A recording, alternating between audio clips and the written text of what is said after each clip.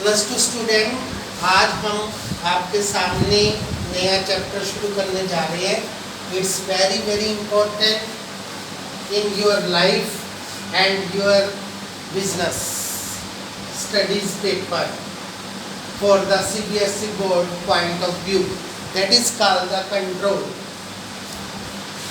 ये हमारा जो कंट्रोल है, नियंत्रण, हमारी मैनेजरियल एक्टिविटी का सबसे लास्ट स्टेप है और इसी पर हमारा सारा काम, सारी बिजनेस एक्टिविटीज चलती है। नियंत्रण क्या है, हमने सबसे पहले इसको देखना है।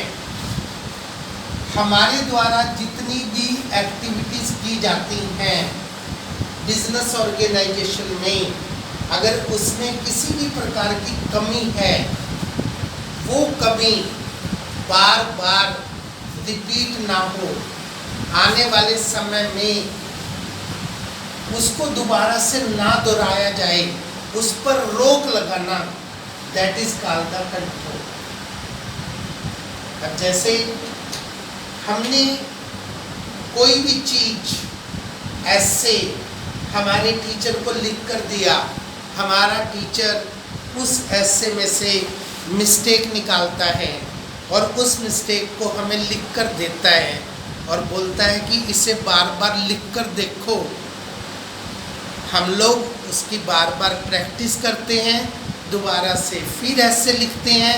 अगर फिर से हमारा गलतियां नहीं निकलती हैं तो इसका मतलब हमने सारी गलतियों पर कंट्रोल कर लिया। ठीक इसी प्रकार से एक और बिजनेस केस स्टडी हम सुनेंगे। हमारे को आज बुखार है, हम डॉक्टर के पास जाते हैं, डॉक्टर हमें मेडिसिन देना शुरू करता है और मेडिसिन देने के बाद हमारे को बोलता है कि शाम को फिर आपने चेकअप के लिए आना है। और हमारा उसने देखा कि टेम्परेचर पहले से क्या हो गया, डाउन, तो हमारे को डॉक्टर सजेस्ट करेगा कि इसी मेडिसिन को आपने कॉन्टिन्यूस 3 दिन लेना है।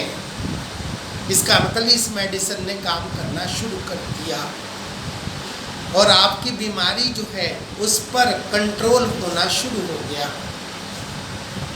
आज हमारा पूरा देश, हमारे पूरे वैज्ञानिक, पूरा संसार एक वैक्सीन को ढूंढने में लगा हुआ है ताकि हम कोरोना जैसी महामारी पर पूरा काबू पा सकें। और सारे देश उसके लिए पूरा प्रयत्न कर रहे हैं, पूरे इन्वेस्टिगेशन चल रहे हैं और उन इन्वेस्टिगेशन को सबसे पहले जानवरों पर, उसके बाद मनुष्यों पर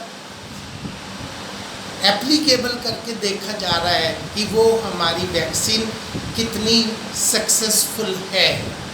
और जिस दिन भी हमें इस बात का पता चल गया कि हमारी वो वैक्सीन पूरी तरह से कोरोना को कंट्रोल करने में सक्सेसफुल है, उसी दिन से पूरे संसार में वो वैक्सीन आ जाएगी और ये महामारी का क्या हो जाएगा, अंत। That is called the control. हमें कंट्रोल की, हमें नियंत्रण की इम्पोर्टेंस तब पता चलती है जब हम एक बिजी रोड से गुजर रहे होते हैं और वहाँ पर हमारी रेड लाइन आ जाती है, या एक पुलिस का व्यक्ति चौराहे पर खड़ा होता है और वो चारों तरफ से आने वाले ट्रैफिक को किस तरह से कंट्रोल करता है। अगर आप लोग वहाँ से रेड लाइट और उस पुलिस के व्यक्ति को हटा देंगे तो आप देखेंगे कि हमारे कितनी ज़्यादा मात्रा में एक्सीडेंट होंगे। तो वहाँ पर हमें कंट्रोल की इम्पोर्टेंस पता चलती है कि किस तरह से वो एक दिशा से आने वाले व्हीकल को रोकता है और दूसरी दिशा वाले को परमिशन देता है और वो एक्सीडेंट पर कंट्रोल करता है। यही बच्चों हमारा नियंत्रण है और यही मैनेजर और एक मैनेजर का सबसे बड़ा मापने का यंत्र है। अगर किसी भी मैनेजर ने अपनी बिजनेस एक्टिविटीज़ में अपने अच्छे कंट्रोल से, अपनी अच्छी एक्टिविटी से अच्छे रिजल्ट लाने शुरू कर दिए, तो इसका मतलब उसकी कंट्रोल करने का ढंग बढ़िया है। He is the good administrator, he is the good manager, otherwise flop show. तो कंट्रोल के अंदर हम लोग इसकी कुछ फीचर्स देखते हैं। सबसे पहले होता है गोल ओरिएंटेड। जब भी किसी प्रबंधक के द्वारा कंट्रोल प्रक्रिया को अपनाया जाता है, उसका मेन फोकस होता है जो हमारा बिजनेस का गोल है, जो हमारा टारगेट है, उस टारगेट तक पहुंचना। जैसे हमारे सेल मैनेजर का टारगेट है इस बार 5 लाख यूनिट को सेल करना, तो अब सारी मार्केट को कैप्चर करके वो इस एक्टिविटी में जुट जाएगा कि मुझे किस तरह से एडवर्टाइजमेंट करनी है, किस तरह से पर्सनल जाकर लोगों को अट्रैक्ट करना है, कितनी मात्रा में ट्रेड डिस्काउंट देना है, किस तरह से लोगों को अट्रैक्ट करना है ताकि मैं इस गोल को अचीव कर सकूं। उसके बाद कंट्रोल के बारे में कईयों ने कहा फॉरवर्ड लुकिंग, यानी कि नियंत्रण का मतलब आने वाले समय में झांक कर देखना।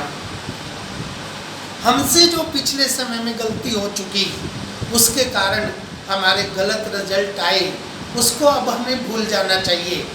भविष्य में वो गलती रिपीट ना हो, उसके कारण हमारी इंस्टीट्यूशन को किसी भी प्रकार की डेफिशिएंसी ना हो। इसलिए हम अपने भविष्य को सुधारें और अपनी भविष्य की एक्टिविटीज़ को नियंत्रित करें। फॉर एग्जाम्पल, एक बच्चा है, उसका +2 में रिज़ल्ट आया और रिज़ल्ट बहुत डाउन हो गया और वो उसकी री आ गई। री का मतलब उसने उस पर्टिकुलर सब्जेक्ट में रीअपीयर होना है। तो अब उसे हार कर बैठ जाने से या दूसरे नंबरों को देखकर अपने दोस्तों को, अपने आप को हताशित नहीं कर लेना चाहिए।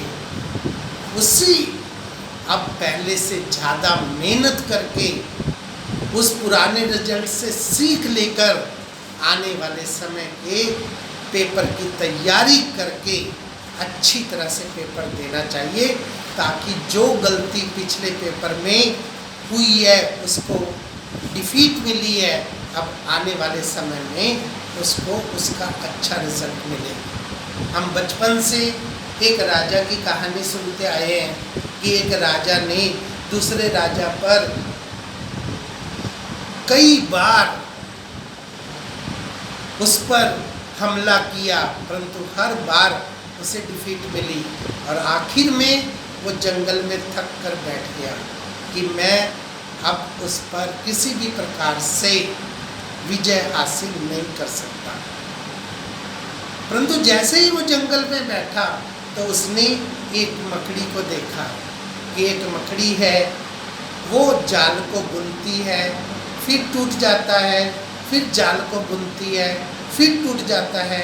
ऐसे 16 बार वो प्रयत्न करती है और 17वीं बार वो उसमें सक्सेस हासिल करती है। तो राजा ने कहा कि ये छोटा सा जीव जो कि अपने प्रयत्न करने से नहीं मान रहा, बार बार उस गोल को प्राप्त करने के लिए प्रयत्न कर रहा है, और मैं तो राजा हूँ और मेरे पास तो संपत्ति भी है और सेना भी है, तो मुझे इससे सीख लेकर दोबारा से अपनी सेना को तैयार करके उस पर हमला करना चाहिए, मुझे विजय जरूर मिलेगी। तो अगली बार उसने जैसे ही हमला किया तो सक्सेस उसको मिली। That is called the control.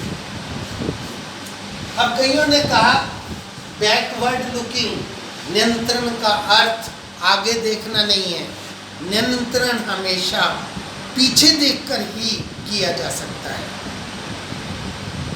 अब बैकवर्ड, ये परिभाषा भी हमें अच्छी लगती है, क्योंकि हम सबसे पहले नियंत्रण करने के लिए हम प्लानिंग करते हैं, और प्लानिंग के अंदर हम स्टैंडर्ड निर्धारित करते हैं, और फिर जब हमारे एक्चुअल में रिजल्ट आते हैं, उन एक्चुअल में रिजल्ट की कंपैरिजन हम अपने स्टैंडर्ड के साथ करते हैं, और पता लगाते हैं कि जो हमारे एक्चुअल रिजल्ट हैं वो इक्वल टू स्टैंडर्ड है, बिलो स्टैंडर्ड है या अबव स्टैंडर्ड है। तो हम उससे कंपैरिजन तभी कर सकते हैं जब हमने पीछे प्लान करके अपने स्टैंडर्ड मेंटेन किए हुए हैं, then we control, otherwise there is no control. अब एक ठेकेदार है, उसे खुद पता नहीं है कि एक मजदूर को एक दिन में कितनी ईंटें लगानी चाहिए, तो वो शाम को जाकर अपने मजदूर को कैसे बोल सकता है कि तुमने आज अच्छा काम किया है, आज तुमने स्टैंडर्ड से कम काम किया है। इसीलिए हमारे एफ.डब्ल्यू. टेलर ने सबसे पहले कहा कि अपनी प्लानिंग बनाओ, और प्लानिंग में एक स्टैंडर्ड का निर्धारण करो, और स्टैंडर्ड का निर्धारण करने के बाद ही आप कंट्रोल कर सकते हो। इसे हम कहते हैं बैकवर्ड लुकिंग। आज हर एक चीज़ के लिए स्टैंडर्ड है। आप अपना बाइक चलाते हैं, आपको खुद को पता होता है कि 1 लीटर में कितने किलोमीटर बाइक चलना चाहिए। आपके पेरेंट्स अगर कोई बिजनेस में इन्वॉल्व हैं, उन्होंने सोल ट्रेड की बिजनेस स्टार्ट कर रखा है, तो उन्हें पता होता है कि पर डे सेल कितनी होनी चाहिए। किसी दिन वो बड़े खुश होते हैं, इसका मतलब आज उनकी सेल अबव स्टैंडर्ड हुई है। किसी दिन वो बहुत दुखी होते हैं, इसका मतलब आज उनकी सेल बिलो स्टैंडर्ड हुई है। तो आप लोग इसका कंपैरिजन तभी कर सकते हैं जब आपने प्लान में स्टैंडर्डाइजेशन किया है। इसीलिए कहा जाता है बच्चों कि हमारा जो नियोजन है, प्लानिंग है और कंट्रोल है, दोनों का आपस में चोली दामन का संबंध है। Without plan you can't control, without control your plan is only the paper work. अगर आप लोग किसी भी प्रकार का कंट्रोल करने में सक्षम नहीं है, तो आपने जो प्लान की है वो आपके द्वारा केवल और केवल मात्र एक पेपर वर्क है, इसके अलावा कुछ भी नहीं है। इसके बाद होता है प्रोसेसिंग कंट्रोल। कंट्रोल का यूज केवल और केवल बिजनेस एक्टिविटी में नहीं होता, बल्कि हमारा कंट्रोल का यूज आपके परिवार में, आपके जो मुखिया है, अगर वो अपने परिवार को अच्छे ढंग से चलाना चाहता है, वहाँ पर यूज होता है। हमारा स्कूल है, स्कूल में प्रिंसिपल स्कूल को बढ़िया तरीके से चलाना चाहता है, तो उसको अच्छा कंट्रोलर बनना पड़ेगा। क्रिकेट के मैदान में अगर हमारा कैप्टन अच्छे रिजल्ट लाना चाहता है, तो उसको अच्छा कंट्रोलर बनना पड़ेगा। तो इसका यूज़ सब जगह होता है, इसलिए हम इसको प्रोसेसिंग कहते हैं। कॉन्टिन्यूस नियंत्रण आपकी लगातार चलने वाली प्रक्रिया है।